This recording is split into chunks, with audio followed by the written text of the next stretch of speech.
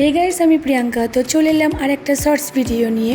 তো আজকে সকলকে জানাই শুভ পঞ্চমী। আমি স্কুলে যাওয়ার জন্য রেডি হচ্ছি। স্কুলে যাওয়ার আগে যেহেতু আজকে থেকে আমাদের সব ছুটি পড়ে যাচ্ছে, তো আমি একটা স্টুডেন্টকে পড়িয়ে নিলাম, তারপরে ওখান থেকে চলে গেলাম স্কুলে।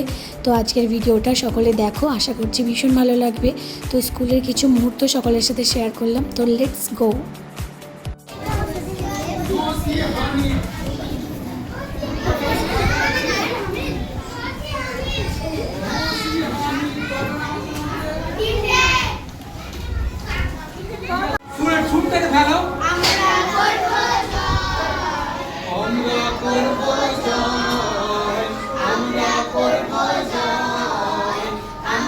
তো ফাইনালি স্কুল ছুটি হয়ে গেল।